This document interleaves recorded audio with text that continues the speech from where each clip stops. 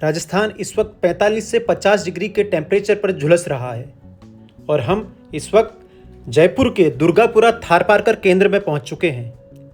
यहाँ पर करीब 600 से ज़्यादा गौवंश हैं। इस थारपारकर केंद्र से जितने भी दूध का उत्पादन होता है वो यहाँ से हाथों हाथ बिक जाता है। सुबह शाम आपको यहाँ दूध की लाइनों पर लगे हुए लोग नजर आ जाएंगे। तो माटी इंडिया की टीम दुर्गापुरा थारपारकर केंद्र के अंदर जा रही है। यहाँ हमें डॉक्टर BS गर्ग मिलेंगे। उनसे थारपारकर गायों पर बहुत अच्छी जानकारी मिलने वाली है। जय गौ माता, जय गोपाल। आज मैं जयपुर में हूँ और ये दुर्गापुरा एक जगह है और यहाँ पर राजस्थान गौ सेवा संघ का जो है एक गौशाला है और यहाँ पर थारपारकर नस्ल पर बहुत सुंदर काम होता है। आप मेरे पीछे देखेंगे एक नंदी महाराज आपको दिख रहे होंगे। यहाँ पर संवर्धन क्या होता है ये यहाँ पर किया जाता है। बहुत अच्छा संवर्धन का कार्य हो रहा है। पीछे आप देखेंगे वहाँ कई छोटे छोटे हिफस हैं, बछड़े बछड़ियाँ हैं। वहाँ पर भी मैं आपको लेके जाऊँगा और अंदर दुधारू गायें हैं कुछ, वहाँ पहले आपको दिखाता हूँ। वहाँ चलता हूँ। आप देखेंगे ये यहाँ का गोधन है और ब्रीड कैसे तैयार होती है वो आपको समझ में आ जाएगा। स्वास्थ्य पर कैसा ख्याल रखा जाता है आप देखेंगे। ये देखिए प्योर थारपारकर नस्ल की गाय, अडर क्वालिटी आप देखेंगे। हर गाय अपने आप में एक विलक्षण है। ये BS गर्ग साहब हैं। सर, इस संस्थान के बारे में बताइए, गायों पर कब से काम कर रहा है और कैसे संवर्धन का यहाँ पर काम हो रहा है। ऐसा है कि जैसा कि नाम से आपको विदित है, इस गाय को बोलते हैं थारपारकर। जी। थार कहते हैं रेगिस्तान को, और रेगिस्तान में कुछ समस्याएं हैं। जैसे वहाँ बहुत गर्मी होती है और सर्दी के समय बहुत ज़्यादा सर्दी होती है, तो ये गर्मी को भी सहन करने वाली गाय है और सर्दी को भी सहन करने वाली गाय है। और वहाँ पर जो मिट्टी है वो आज टीला यहाँ पर है तो कल 2 किलोमीटर बाद मिलेगा, वो पता ही नहीं लगेगा आपको टीला कहाँ पर है। थार में तो ये सारी मुसीबतों को पार कर देती है। That is called Tharparkar. जी। जो रेगिस्तान की मुसीबतें हैं उसको थारपर कहते हैं, थारपारकर कहते हैं। तो अब ये जो गाय का दूध है, जो गाय ज़्यादा गर्मी सहन करेगी या ज़्यादा सर्दी सहन करेगी उसमें रोग प्रतिरोधक शक्ति ज़्यादा होगी। इसका मतलब इम्यूनिटी जो सिस्टम है उसका वो ज़्यादा मतलब उसमें वो होगा। तो इसका दूध पीने से ये हमारी गिर गाय से भी ज़्यादा सुपर गाय है। लेकिन गिर गाय को ब्रांड बना दिया। हाँ, प्रचार प्रसार ज़्यादा प्रचार प्रसार किया और इस गाय का प्रचार प्रसार नहीं हुआ। तो मेरे दृष्टिकोण से पूरे इंडिया के अंदर थारपारकर नस्ल का स्थान प्रथम होना चाहिए। अच्छा। हाँ, प्रथम होना चाहिए। और ये गाय दूध देने में भी वो नहीं है, दूध क्षमता आज दूध क्षमता भी इसकी अच्छी है।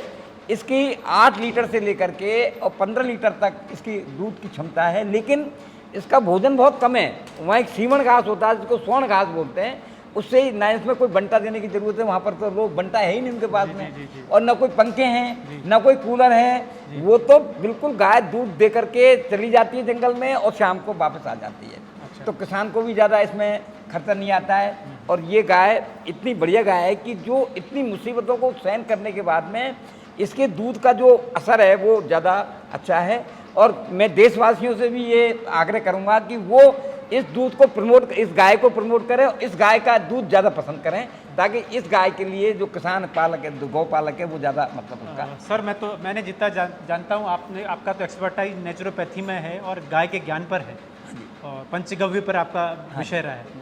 आपने अपने जीवन में, अगर आपको लगता है कि ये थारपारकर अच्छी है, इसकी ये कैरेक्टरिस्टिक अच्छे हैं, आपको लग रहा है कोई आपको देख के आपको यहाँ पर लग रहा है ऐसी कोई गाय जिसके कैरेक्टर बहुत अच्छे हैं ब्रीड के हिसाब से, आप मेरे को दिख के बताइए ज़रा।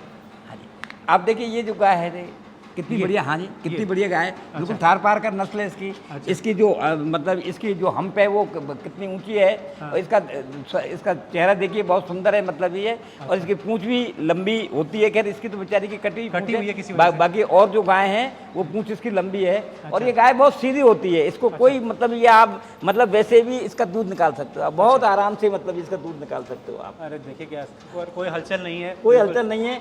आप इसको वो करते रहिए, कोई हलचल नहीं है इसमें, कोई दूध निकालते रहिए आप इसका। अच्छा। और इतनी बड़ी प्यारी गाय है। अगर इस गाय का दूध बच्चों को पिलाया जाए। हाँ।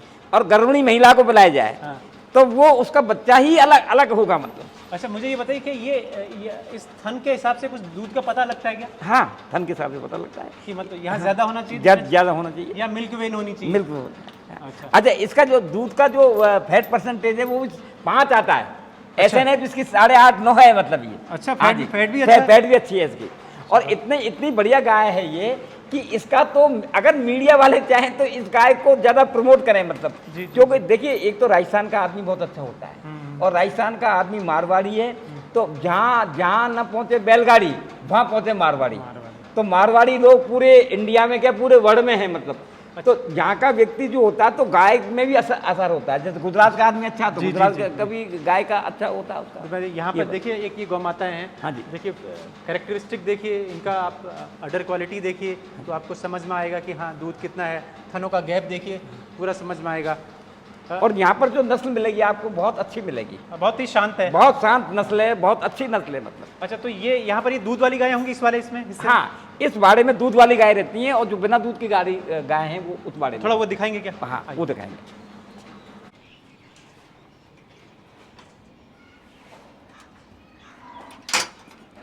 आइए साहब, इधर भी है दूध वाली गाय है सब। ये सब दूध वाली है? हाँ, सब दूध वाली गाय। अच्छा, तो आप ये बताइए मुझे कि कितने वर्षों से यहाँ पर ये जो गौशाला है करीब 72 वर्ष से है ये। 72 वर्ष से? हाँ। तो आप कब से देख रहे हैं? मैं इसको 27 साल पहले से जुड़ा हुआ हूँ यहाँ से। अच्छा। और ये जो पंचकप विभाग है यहाँ का, ये मैंने एक लड़की की डायलिसिस बंद की थी, वो 300 मरीज मेरे पास आते थे और मैंने यहाँ पर 3.5 साल सेवा दी है अपनी। पंचकप मैं आयुष मंत्रालय में एडिशनल डायरेक्टर था। तो चूँकि मतलब मैं खुद गाय से बचा हूँ, मैं खुद असाध रोगी था, अस्थमा का पेशेंट था, तो यहाँ पर जब मैं जुड़ा मतलब ये तो पेशेंट भी खूब आते रहे यहाँ पर और उनका इलाज होता रहा। ये पहला केंद्र यहाँ पर आतुरालय का पंचकप का। अच्छा। पूरे इंडिया में। अच्छा, तो यहाँ की जो दूध होता है, हाँ, उसका कैसे इस्तेमाल होता है, क्या क्या होता है? नहीं, उसका ये बिक्री हो जाता है दूध 90 रुपये किलो करीब देते हैं। यहीं से बिक जाता है? हाँ, और फिर लाइन से बिकता है वो दूध। अच्छा, और क्या क्या बनता है दूध से? नहीं, दूध तो दे देते हैं, ताज़ा दूध। घी भी बनता होगा? घी यहाँ आता है, घी बनता है। और इसके अलावा यहाँ पर पंचकप की औषधि बनती है, जैसे गौमूत्र अर्क है, विक्रोगारी अर्क है, कैंसर गत केसरी है, इस गोमूत्र घनबटी है, सिद्धहृदय चूर्ण है। मेरे साथ अंशुमान ढड्डा जी हैं और ये राजस्थान गौ सेवा आयोग के सेक्रेटरी हैं, संघ के सेक्रेटरी, सॉरी। तो सर मुझे बताइए कि ये कब से संस्थान काम कर रहा है अभी आप जो जानते हैं? ये संस्थान स्वतंत्रता प्राप्ति के पश्चात से ही शुरू हुआ था। उस समय गोकुल भाई भट्ट, सिद्धराज जी ढड्डा और भी बड़े बड़े गणमान्य जो लोग थे जो कि गांधी जी के साथ आंदोलन में जुड़े हुए थे, उन सब लोगों ने मिलकर के गौ सेवा का कार्य शुरू किया था यहाँ पे। और तब से ये चालू है। हमारी राजस्थान के अंदर 13 गौशालाएँ हैं। बीकानेर, जोधपुर, जैसलमेर, हनुमानगढ़, इस तरीके से 13 गौशालाएँ जो हैं वो राजस्थान में काम कर रही हैं। और अभी करीब 7000 से अधिक गौवंश है। पर्टिकुलर यहाँ पे जो है 652 गौवंश है अभी आज की तारीख में।